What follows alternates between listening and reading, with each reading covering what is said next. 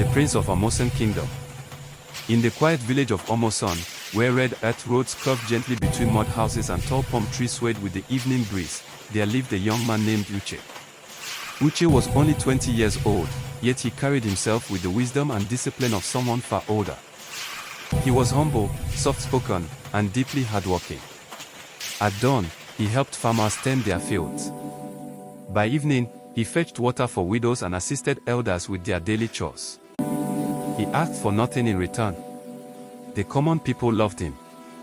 But within the high walls of the palace, his name meant nothing. The false accusation. One busy market afternoon, the princess of Amosun returned to the palace in a rage. She stormed into her chambers, shouting that money had gone missing from her royal bag.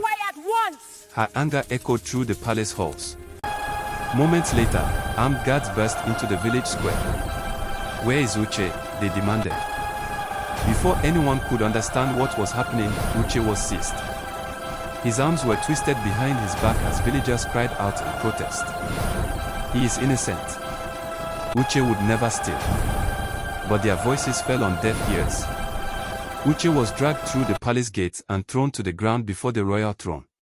King Uche, ruler of Amosun, sat proudly on his throne beside Queen Uche. The princess stood nearby, arms folded, her eyes cold and unforgiving. "This is the thief," she declared. Uche lifted his head, shaking. "My king," he pleaded, "I have never stolen anything. I swear with my life, I am innocent." But the king did not listen. Blinded by anger and power, King Uche struck the floor with his staff. "Enough," he thundered. "You have brought shame upon this palace." No witnesses were questioned. No defense was allowed. No mercy was shown. The judgment was swift. "Uche," the king declared, "you are banished from Amosun forever. The boy has been banished. If you return, you will be killed." Queen Uche turned her face away. The princess smirked. That same evening, Uche was beaten, stripped of his dignity, and driven out of the only home he had ever known. Life in exile. Uche wandered for days, hungry, weak, and alone. His body suffered, but his heart suffered more. Confusion and pain followed him with every step. Eventually, he reached the city. Life there was cruel. He slept under bridges, worked as a laborer, and endured insults from strangers. Many nights, he cried himself to sleep, asking why injustice had followed him when he had done nothing wrong. But Uche made a decision. He would not allow bitterness to destroy him. Through faith, discipline, and relentless effort, he began to rise. He learned skills, worked tirelessly, and earned the trust of powerful people. Years passed, and the boy who had been banished became a respected and successful man. Yet no matter how far he went, Amosun never left his heart. The king's illness. 5 years later, tragedy struck the palace. King Uche fell violently ill. His strength faded, his voice weakened, and his body failed him. Healers were summoned from distant lands, but none could cure him. Slowly, the great king hovered between life and death. Fear gripped the kingdom. In desperation, the elders summoned Amosun, the powerful chief priest of Amosun. For days, Amosun performed rituals and consulted the gods. When he finally returned, his face was pale with fear. He stood before the king and spoke carefully. 5 years ago, he said, you banished an innocent young man. The king struggled to sit upright. That boy, Amosun continued, is your biological son. The palace froze in silence.